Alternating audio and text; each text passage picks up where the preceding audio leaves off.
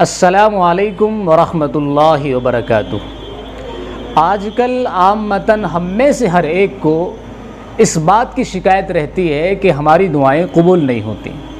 ہم رات دن اللہ سے مانگتے ہیں، رات دن اللہ کو پکارتے ہیں، لیکن اس کے باوجود بھی ہماری زندگی میں کوئی تبدیلی پیدا نہیں ہوتی۔ اور ایسا ہے بھی، ہم خوب اللہ سے مانگتے ہیں، 5 وقت کی نماز پڑھتے ہیں تو اللہ سے دعا کرتے ہیں، اور اس کے علاوہ بھی اللہ سے خالی وقت میں دعا کرتے رہتے ہیں، لیکن اس کے باوجود بھی ہماری زندگی میں ہماری دعاؤں کا کوئی اثر نظر نہیں آتا۔ اس بات کا تو سب کو احساس ہے، سب کو شکایت ہے کہ ہماری دعائیں قبول نہیں ہو رہی، لیکن کیا ہم نے کبھی اس میں غور کرنے کی ضرورت محسوس کی ہے کہ ہماری دعائیں آخر قبول کیوں نہیں ہو رہی ہیں؟ ہم اللہ کو پکار رہے ہیں، اللہ تعالیٰ کی طرف سے کوئی جواب کیوں نہیں آ رہا ہے؟ ایسا تو ہرگز ہے نہیں کہ اللہ تبارک و تعالیٰ کی ذات ہمیں سن نہ پا رہی ہو، یا اللہ تک ہماری بات پہنچ نہیں پا رہی ہو۔ اللہ تبارک و تعالیٰ تو اگر اللہ کو کوئی بندہ دل سے پکارے، دل میں پکارے، تو اللہ تعالیٰ اس کو بھی جانتا ہے۔ ان اللہ علیم بذات الصدور۔ اللہ تو زبان سے پکارنے کا بھی محتاج نہیں ہے، اور ہم زبانوں سے اللہ سے خوب رو رو کر گڑ گڑا کر کے اللہ کو پکار رہے ہیں، لیکن اس کے باوجود بھی کوئی ہماری زندگی میں اثر دکھائی نہیں دے رہا ہے۔ اس کی بہت ساری وجوہات ہیں جن کو ہمیں سمجھنے کی ضرورت ہے۔ اگر ہم ان طریقوں پر اللہ سے مانگیں جو طریقہ اللہ سے مانگنے کا ہے، جو رسول اللہ صلی اللہ علیہ وسلم نے ہمیں سکھلایا ہے، تو یقیناً ہماری دعاؤں کا اثر ہماری زندگی میں نظر آئے گا۔ وہ کیا وجہ ہیں جن کی بنیاد پر ہماری دعائیں قبول نہیں ہوتی؟ سب سے پہلی بڑی وجہ تو یہ ہے کہ ہمیں اللہ سے مانگنا نہیں آتا ہے۔ ایک تو ہمارے اندر خرابی یہ ہے کہ ہم اسی وقت اللہ سے مانگتے ہیں جب ہمیں ضرورت پڑتی ہے، اور جب ہمیں ضرورت نہیں ہوتی تو دنیا کے سامنے ہاتھ پھیلائیں گے، اسباب پہ بھروسہ کر کے بیٹھ جائیں گے۔ حالانکہ بندے کو ہر وقت اللہ سے مانگتے رہنا چاہیے، ضرورت ہو اس کو یا نہ ہو، کوئی پریشانی ہو یا نہ ہو، ہر وقت اللہ سے دعا کرتا رہے، اللہ سے مانگتا رہے۔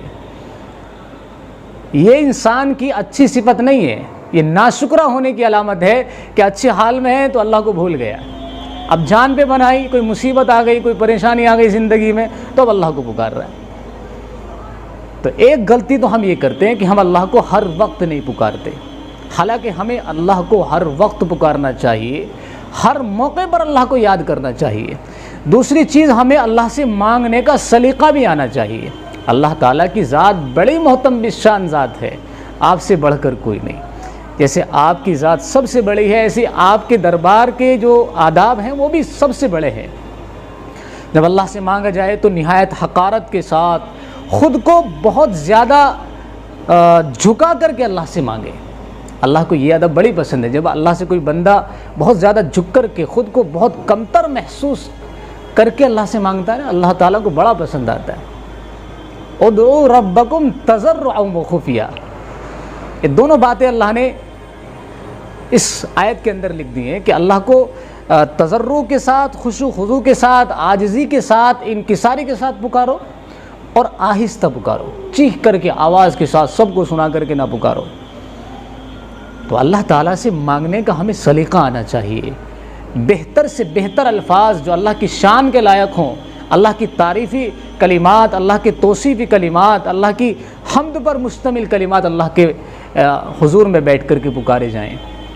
اس کے بعد اللہ سے اپنی ضرورت کا سوال کیا جائے نہایت عاجزی کے ساتھ، انکساری کے ساتھ، اور اس طریقے پر جس طریقے پر نبی کریم صلی اللہ علیہ وسلم نے ہمیں تعلیم دی ہے۔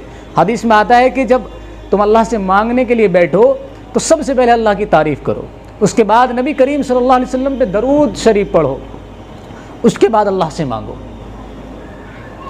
اور ایسا لگنا چاہیے کہ جیسے واقعتاً آپ کو اللہ کی ضرورت ہے اور سچے دل سے آپ اللہ سے مانگ رہے ہیں، مصنوعی طور پر نہیں، جیسے آج کل ہماری حالت ہے کہ ہم مصنوعی طور پر اللہ سے دعا کرتے ہیں، اور مصنوعی طور پر مانگنے کی وجہ ہی سے ہماری دعائیں قبول نہیں ہوتی۔ تو ایک بڑی وجہ تو یہ ہے کہ مانگنے کا سلیقہ آنا چاہیے، بہتر سے بہتر انداز میں مانگیں، اور ایک چیز کا اور خیال کریں، ان وقتوں میں مانگے جن وقتوں میں نبی کریم صلی اللہ علیہ وسلم نے دعا کی قبولیت کی وضاحت ارشاد فرمائی ہے۔ جیسے تہجد کا وقت ہے، مغرب کا وقت ہے، اذان کے بعد کا وقت ہے، دوران اذان کا وقت ہے، یہ سارے وقت وہ ہیں جن میں اللہ تعالیٰ دعا خصوصی طور پر قبول فرماتے ہیں۔ ان چیزوں کا بھی ہمیں لحاظ کرنا چاہیے۔ ان وقتوں کا لحاظ کر کے اللہ سے مانگنا چاہیے۔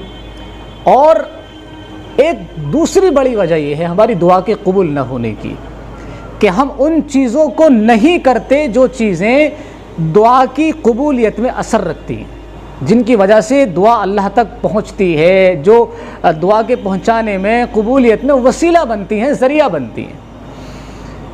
نمازوں کا وقت پہ پڑھنا، اسی طریقے سے اللہ تبارک و تعالیٰ کی راہ میں خرچ کرنا، کمزوروں کی مدد کرنا، غریبوں کی مدد کرنا، جھوٹ نہ بولنا، ہمیشہ سچ بولنا، کسی کو کم نہ تولنا، کسی کی غیبت نہ کرنا، کسی پر تہمت نہ لگانا، کسی کی چغلی نہ کھانا، زنا نہ کرنا، آنکھوں کی حفاظت کرنا، زبان کی حفاظت کرنا، کانوں کی حفاظت کرنا، دل و دماغ کی حفاظت کرنا، یہ ساری باتیں وہ ہیں جو دعا کی قبولیت میں بڑا اہم کردار ادا کرتی ہے۔ اور یہی چیزیں ہماری زندگی میں نہیں ہیں۔ ہم اپنی زندگی کو کھنگالیں ذرا، سر سے لے کر پیر تک ہمارے تمام اعضاء جوارح اللہ کی نافرمانی میں مبتلا ہیں۔ ہمارا دماغ ہر وقت غلط چیزوں میں ملوث رہتا ہے، ہماری آنکھیں ہمیشہ غلط دیکھتی ہیں، کان ہمیشہ غلط سنتے ہیں، زبان ہمیشہ جو ہے تہمتیں لگاتی ہے، جھوٹ بولتی ہے، گالیاں دیتی ہے، فحش گوئی میں مبتلا ہے۔